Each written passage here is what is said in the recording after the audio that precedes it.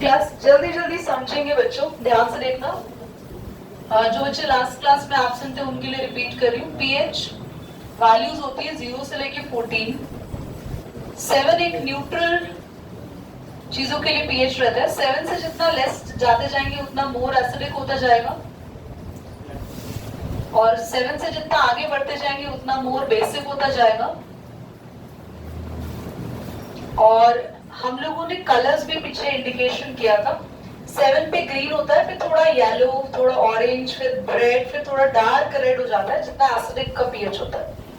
और 7 हमारे पास फिर से ग्रीन, थोड़ा सा बढ़ते बढ़ते हमारा हल्का सा ब्लूइश टोन, ग्रीनिश, थोड़ा डार्क ग्रीन, ब्लूइश, फिर लास्ट में आते आते वॉयलेट कलर हमें शो होने लग जाता है। तो बेस का कलर होता है डार्क वॉयलेट कलर, हम कह सकते हैं।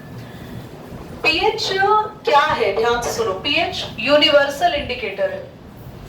किसी भी सॉल्यूशन का पीएच आप कैसे कैलकुलेट कर सकते हैं? आप एक स्ट्रिप लेंगे, पेपर जैसा आता है, उसको सॉल्यूशन में डिप करेंगे।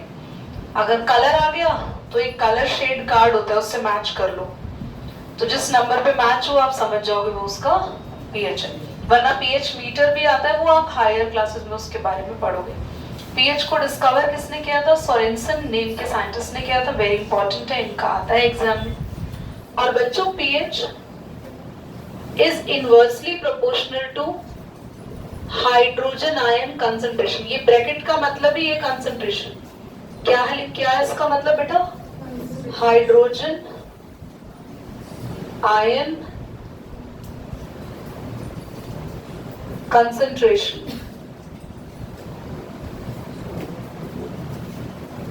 अगर पीएच जितना लो है, ध्यान से सुनना, आपको आज पता चलेगा कि कम पीएच वाला जो होता है वो एसिड क्यों होता है। जितना पीएच लेवल लो है, इसका मतलब उसमें हाइड्रोजन का कंसंट्रेशन उतना ज्यादा है। और H प्लस किसको डिनोट करते हैं? एसिड को या बेस को? एसिड को। तो जितने ज्यादा H प्लस यानी वो उतना एसिड है। तो ध्यान से सुनेंगे, lower the pH, more will be the hydrogen ion concentration and stronger will be the acid. Higher the pH जितना बढ़ाओगे हाइड्रोजन आयन कंसंट्रेशन उतनी कम होती जाएगी, क्योंकि दोनों के बीच में कैसा रिलेशन है? इनवर्सली दीदी आपको कैसे पता? क्योंकि हमने दोनों को क्रॉस में लिखा है। अगर सामने लिखते तो होता डायरेक्टली का रिलेशन होता है, दोनों एक साथ बढ़ते हैं, दोनों एक साथ कम होते हैं। इनवर्सली का मतलब है कि अगर एक वैल्यू बढ़ रही है, अगर पीएच बढ़ रही है तो हाइड्रोजन आयन की कंसंट्रेशन कम होगी, और अगर पीएच की वैल्यू कम जा रही है, तो इसका मतलब जिन जिन का पीएच कम है उनमें हाइड्रोजन आयन की कंसंट्रेशन ज्यादा है, और ज्यादा H प्लस होने से वो चीज ज्यादा एसिडिक है। और जिन जिन का पीएच ज्यादा है उनमें H प्लस की वैल्यू कम है, और H प्लस कम होने से वो ऑटोमेटिकली क्या हो जाता है? बेसिक। सबको समझ में आ गया ये? ठीक है। हमने कलर बता दिया, पीएच वैल्यूज बता दी, एसिड बेसिस बता दिया। ठीक है। हेडिंग डालेंगे एवरीडे इंपॉर्टेंस ऑफ पीएच। बच्चों आपको मैंने क्वेश्चन दिया था, एक ए सॉल्यूशन है बी, और दोनों में से एक का पीएच 6 है और एक का 8।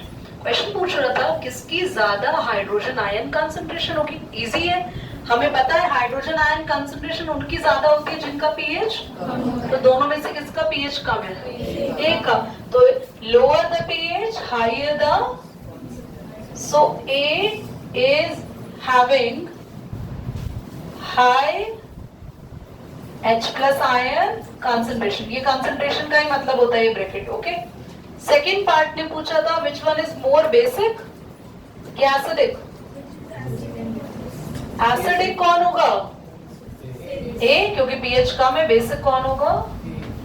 8। चलिए नोट 8 कैरी बी, ये तो उसकी वैल्यू है ना। बच्चों याद होगा तो मैंने टोटली के पढ़ाया है पहले भी, याद है? लाइफ प्रोसेस में पढ़ा था वही। ये तो ज्यादा डिटेल में नहीं समझाऊंगी, थोड़ा सा बस मेरे को ऐड ऑन कराना है इसका। आपकी बुक में 1 मिनट, बुक में भी वही सेम है, लाइफ प्रोसेस वाला। ओके वीरेन, ध्यान से देखो। सबसे पहले हमने एवरीडे लाइफ में पीएच की इंपॉर्टेंस में हम बात करेंगे हमारे डाइजेस्टिव सिस्टम में। जो हमारा डाइजेस्टिव सिस्टम है बच्चों, हमारा स्टमक में आप सबको पता है कि हमारे स्टमक की जो वॉल है उस पे एक म्यूकस की लेयर होती है ना, और हमारे स्टमक में जो ग्लैंड्स होते हैं उसमें कौन सा जूस प्रोड्यूस होता है? गैस्ट्रिक जूस में पता है क्या होता है? Dilute HCl। हमारे स्टमक में डाइल्यूट HCl हमेशा रिलीज होता रहता है, डाइजेशन के लिए रिस्पॉन्सिबल है। अब ये तो एसिडिक नेचर का है, पर जब आपने भी बहुत सारी एसिडिक चीजें खा ली, ज्यादातर इंडाइजेशन तब होता है जब हम बहुत स्पाइसी, ऑयली, बहुत ही इस तरीके का फास्ट फूड टाइप ऑफ खा लेते हैं।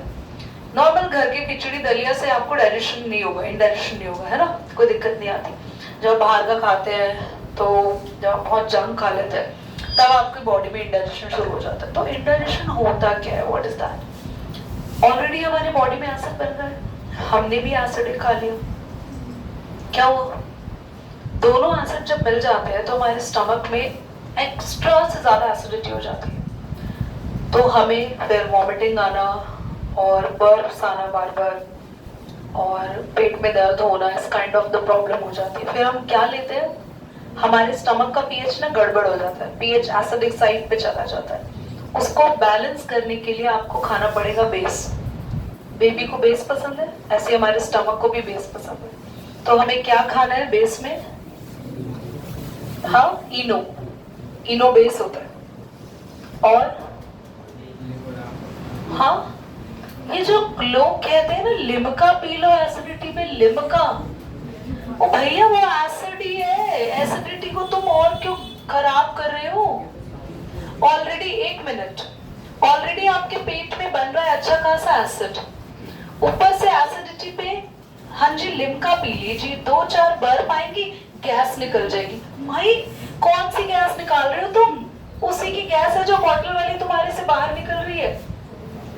So don't ever try to drink limca or any kind of जीरा ड्रिंक। पता नहीं कौन कौन सी फालतू की ड्रिंक्स पीते रहते हो। आपको डाइजीन जैसी चीजें लेनी चाहिए। बेकिंग सोडा आप ले सकते हो, सोडा रिलेटेड चीजें आप ले सकते हो। बच्चों आप मिल्क ऑफ मैग्नीशिया ले सकते हैं। बेस आपके स्टमक के अंदर जाके एसिड को खत्म कर देगा और दोनों एक दूसरे को बैलेंस कर देंगे, न्यूट्रलाइज कर देंगे। ऐसे ही हमारे माउथ में टूथ डिके होता है। जब हमारे माउथ का पीएच 5.5 से नीचे गिरता है तो हमारे माउथ में कैविटी बनना शुरू हो जाती है, माउथ में नहीं टूथ में। मैंने आपको बहुत बार बताया जब भी हम खाना खाते हैं तो हमारे खाने में जो शुगर होती है, रोटी में भी शुगर है, चावल में भी शुगर है, बहुत बार बताया। जितने भी कार्बोहाइड्रेट खा रहे हो ना उन सब में शुगर है। ये नहीं कि मम्मी ने तो रोटी बिना चीनी वाली बनाई है, भैया गेहूं से बन रही है, गेहूं में शुगर है। तो वो जब खाना आप खा रहे हो, चबा रहे हो, तो उसमें जो शुगर है वो आपके टीथ में चिपक जाती है। शुगर को खाने के लिए आपके मुंह में बहुत सारे बैक्टीरिया आ जाते हैं। पूरा दिन आप बोलते रहते हो तो भैया हवा के थ्रू बैक्टीरिया तुम्हारे मुंह में घुसते हैं। तो वो बैक्टीरिया जब तुम्हारे मुंह में आते हैं तो जो दांतों पे शुगर लगी हुई है उसको तोड़ते हैं और वो शुगर को ब्रेक करने के लिए प्रोड्यूस करते हैं एक एसिड। और हमारे पूरे मुंह में जो एसिड प्रोड्यूस होता है उससे हमारे टूथ डिके हो जाता है, हमारे टीथ में छेद हो जाता है, कैविटी बन जाती है। इसलिए हमारे टूथपेस्ट में नमक नहीं है, सॉरी, हमारे टूथपेस्ट में बेस है। बेसिक होता है आपका टूथपेस्ट। तो जितनी बार आप टूथपेस्ट करेंगे, जितनी बार भी नहीं, पता चलेगा 10-15 बार करते दांत ही उड़ा दिए तुमने, नहीं। आप जब भी खाना खाओ, आपने कहा पुराने टाइम पे लोग खाना खा रहे थे, खाना खाने के बाद मुंह में पानी रखते थे, उसको बहुत देर तक रिंस करते थे। कुल्ला करना हिंदी में, मैंने हिंदी सुन के लोगों के अंदर ऐसा लगता है ओह माय गॉड, हम पता नहीं ऐसे वर्ड तो हम यूज ही नहीं करते हैं। कुल्ला करना बोल दो एक बार तो बच्चे बेहोश, हम ये वर्ड नहीं बोलते। Sorry, we are very Indian, not Indian, हम अलग ही चल रहे हैं, हमारा लेवल अलग ही चल रहा है। घर में चाहे कैसे मर्जी भाषाओं में बात करो, बाहर आके तो हम इतने पूरे अंग्रेज हो जाते हैं। तो क्लास जब आपने देखा होगा पुराने टाइम पे लोगों को देखा खाना खत्म होने के बाद पानी पीते थे पूरे मुंह को एकदम ना। और तुम थोड़े और दादा के टाइम पे चले जाओ, तुम मत जाना, अब हम बताएंगे तुम्हें, क्योंकि तुम्हारे टाइम के दादा भी मॉडर्न हो चुके थे, हमारे टाइम के दादा थोड़े ठीक ही थे।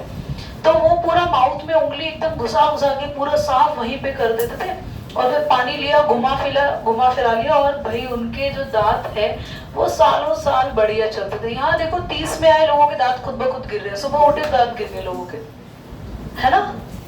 नहीं गिर रहे तो डॉक्टर निकाल रहे हैं उनके, इतने कीड़े लग चुके हैं उनके में। क्यों? क्योंकि आप ना तो खाना खाने के बाद रिंस करते हैं अपने माउथ को, कहीं भी बाहर से आते हैं मुंह धोते हैं, हाथ धोते हैं, भैया माउथ क्यों नहीं धोते हो? उसके अंदर कितने बैक्टीरिया। जापान में रूल है, हर बच्चा घर में आएगा माउथ रिंस करेगा, हाथ पैर मुंह तो धोएगा ही धोएगा, माउथ भी धोएगा। आप बस खाली हाथ धोया, चलते बने, बैठ गए वहीं पे घर पे, इस पे इतने बैक्टीरिया लेकर आ रहे हो, अपने कपड़ों में भी लेकर आ रहे हो, तुरंत चेंज करने चाहिए अपने कपड़े, बाहर से आके अपने फीट पैरों को धोना चाहिए। Rinse your mouth properly while you coming in from outside. समझ आ रही है आपको बात? ये सारी बातें तुम्हारे काम की हो रही है, काम की। तो टूथ डिके में कितने पीएच पर आके आपके दांतों में लग जाएगा कीड़ा? 5.5 से नीचे में आके बैक्टीरिया ने बना रहा है मस्त गोला बना के घर, और वही अंदर रहेगा। फिर आपके पास अंदर अंदर अंदर बैक्टीरिया, जब तक आपकी गम्स में सबसे नीचे कौन सी कैविटी थी? पल्प कैविटी, वहां पहुंचेगा, वहां पे पेन करेगा, तब जाके आपको होश आएगा कि आपके अंदर कैविटी है। फिर तो कुछ नहीं करना, फिर छोटा सा ट्रीटमेंट होता है, रूट कैनाल ट्रीटमेंट, जिसमें ड्रिल करके आपके टीथ को पूरा तोड़ा जाता है। उसके बाद आपके गम्स में पिन मार मार के जिंदा, ये नहीं कि आपको ऊपर पहुंचाने फिर पिन मारे, जिंदा आपको पिन मार के लाइव आपके बैक्टीरिया को मारते हैं। जब तक दर्द होता रहता है तब तक पिन मारते रहते हैं, जब तक बोलते रहते हैं दर्द हो रहा है मारते रहेंगे पिन से, पूरा खरोच देंगे गम को। उसके बाद जाके आपका कहीं वो सेटल हो पाता है। Very painful process. तो इसीलिए अपने टीथ को, कुछ तो मेरे को ऐसे बच्चे मिले कुछ बैचेस में, जब मैंने लिटरली ब्रशिंग के लिए पूछा, दिन में 2 बार तो छोड़ो, वो कहता है मैं कभी कभी करता हूँ हफ्ते में। Scary, I was about to faint. दिन में 2 बार brushing is very much necessary, it's very mean time. मैं लिटरली पूछना चाहूंगी आपसे, ये पॉज करके, और सच बोलोगे तुम, बिकॉज अगला है इसके बारे में बस एक ही लाइन लिख लेना आप लोग, मैं लिखवा दूंगी, आप लिख लो। Tooth decay starts when pH fall below 5.5. Below 5.5, ठीक है? Due to bacteria in the mouth,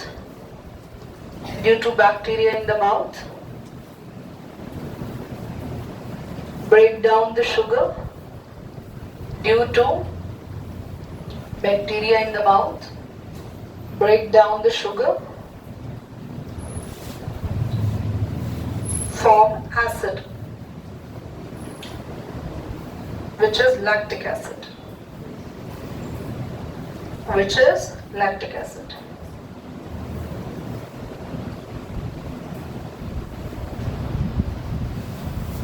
Hence the toothpaste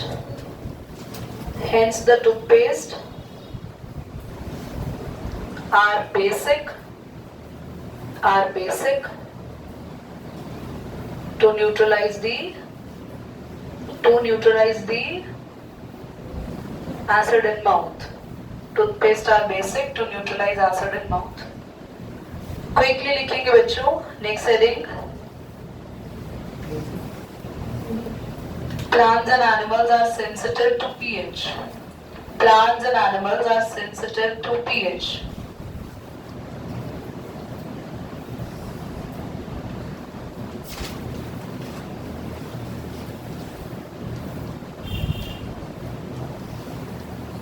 लिखेंगे, most of the plant grow when pH of the soil is 7.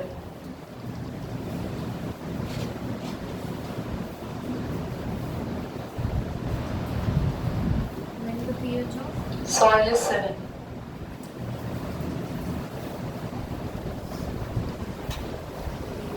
चलो बच्चों मैं समझाती हूँ, ध्यान सुनेंगे। आपके लिए हम पढ़ने वाले हैं प्लांट्स और एनिमल्स के लिए, उनको पीएच कैसे अफेक्ट करता है। बच्चों प्लांट्स जब ग्रो करते हैं, when the plants grow, so they definitely grow according to the soil quality. Because in your house you are actually preparing the soil. जब आप घर में प्लांट लगाते हैं ना, तो आप लोग सॉइल को प्रिपेयर कर रहे हैं। आपके घर में सॉइल एसिडिक है या बेसिक है, ये प्लांट के लिए बहुत बड़ा रोल प्ले करती है। For example rose plant love acidic soil, mogra jasmine love neutral soil. तो अगर आप चाहते हैं कि आपके घर में जो प्लांट्स हैं वो बहुत अच्छे हेल्दी बने रहे, तो आप बाजार से पीएच पेपर लाके पानी लें, पानी में सॉइल को डालें, मिक्स करें, एक सॉल्यूशन बन जाएगा, पीएच पेपर डालें, कलर आ जाएगा पीएच पेपर का, रेडिश आ जाए तो समझ जाना बहुत एसिडिक सॉइल हो गई, आपका पौधा मर सकता है। तो तुरंत उस मिट्टी में डालेंगे एक चॉक का पीस। चॉक नहीं है तो आप कैल्शियम चूना मिलता है, जो एक पान वाले भैया होते हैं उनके पास, वो ले आओ, वो डाल दो पाउडर। एप्सम सॉल्ट वगैरह तो बहुत हायर वाली बातें हैं, वो सब आपकी बुक में नहीं लिखनी, बुक में चौक ही लिखना है, कैल्शियम हाइड्रोक्साइड डाल सकते हैं। अगर आपकी सॉइल का सॉल्यूशन बहुत ज्यादा वॉयलेट कलर का है, समझ लो कि बहुत ज्यादा बेसिक सॉइल हो चुकी है, अभी बनाया था ना पीएच हमने, इतनी बेसिक सॉइल में भी पौधा आपका मर जाएगा। तो उस प्लांट को बचाने के लिए क्या करें, क्या डालें? एसिडिक चीजों को डालने के लिए होता है कंपोस्ट, घर में लाते हैं वर्मी कंपोस्ट खाद, वो सॉइल को एसिडिक बनाती है, वो डालो। नहीं तो यू हैव टी लीव्स, चाय पत्ती, टी बैग ले लो, टी बैग को पानी में रखो, थोड़ी देर में पानी में वो चाय पत्ती घुल जाएगी अपने आप, वो वाला पानी लो, पौधों में डाल दो, तो it will balance the base into acid. तो अपने घर की चीजों को यूज करके आप अपने घर की प्लांट की सॉइल को हेल्दी बना सकते हैं। पर एक चीज की कमी है, पीएच पेपर होना चाहिए अगर आप सॉइल को चेक कर पाए। पीएच पेपर मिल जाता है, मेरे ख्याल से स्टेशनरी वाले भी पीएच पेपर रखते हैं, you go and buy from there. समझ आया आप सभी को प्लांट के केस में भी?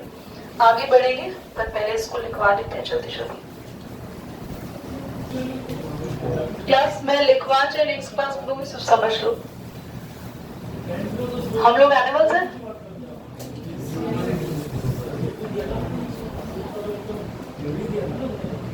हमारे जो बॉडी जो सरवाइव करती है ना, वो 7 से 7.8 पीएच में सरवाइव करती है। थोड़ा बहुत भी पीएच अगर हमारे बॉडी के आसपास का बदला है, हमारा बदला, तो तुरंत हमारी बॉडी रिएक्ट करती है। आपको पता है, जो कई बार हम क्रीम लगाते हैं या सोप लगाते हैं और हमारा फेस एकदम रेड हो जाता है, इची हो जाता है, हम कहते हैं हमारी स्किन कैसी है बड़ी, तो वो सेंसिटिव है, क्योंकि कुछ लोगों की स्किन में थोड़ा बहुत भी पीएच बदलते ही रिएक्शन आ जाता है। कुछ नहीं होते इतना सेंसिटिव, तो थोड़ा बहुत आगे पीछे चेंज होता है तो इतना रिएक्शन नहीं करती। एनिमल्स की बात करें, जब रेन आती है, फर्स्ट रेन में नहाना नहीं चाहिए। बहुत टाइम के बाद जो पहली रेन आती है ना, उसमें नहाना कभी नहीं चाहिए। तब बैठ के बारिश को बस देख लो, नहाना नहीं है, क्योंकि वो एसिडिक रेन है। क्योंकि इतने टाइम के बाद ना जो रेन आती है, उस पानी में हमारी हार्मफुल गैसेस डिसॉल्व हो चुकी होती है। तो उस एसिड रेन का पीएच क्या होता है पता है बच्चों? 5.6। कभी कभी इतनी ज्यादा एसिडिक हो जाती है कि उसका पीएच 5। नदियों में, रिवर्स में, पॉन्ड्स में अगर वो रेन का पानी पहुंच गया तो मछलियां तो गई ऊपर। हम लोग उसमें नहा लिए तो स्किन प्रॉब्लम्स, बालों में बहुत ज्यादा मतलब हमारे फ्रिजी हो जाएंगे हेयर्स, हमारी आईज में इरिटेशन हो सकती है, क्योंकि इतनी ज्यादा एसिडिक पीएच की रेन आ रही है। और हमारी बॉडी का पीएच क्या है, जल्दी बोलो? जिसमें हमारा ब्लड का कितना है? कितने बच्चों को समझ में आ रही है बात? तो पीएच अगर चेंज होगा तो प्लांट्स पर भी इफेक्ट डालता है। और समझ में आ गया आप सभी को? इसके बाद हम लिखेंगे, पहले इसको फटाफट से लिखो, एसिडिक रेन हैविंग पीएच, लिखो acidic rain having pH 5.6। which affect many animals,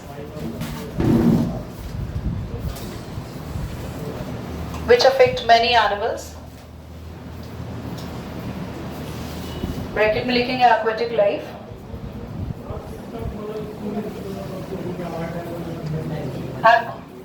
aquatic life such as fishes and all, aquatic life such as fishes and all.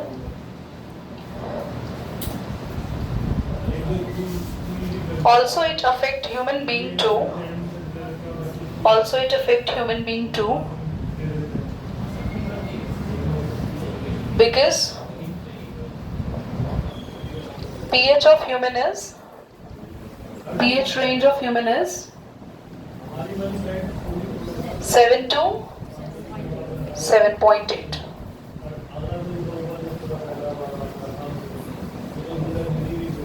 I hope it is clear to everybody.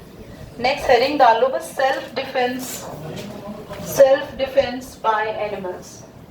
Self defense by animals and plants. Okay? बेटा उसको एक बार pause करेंगे, एक बार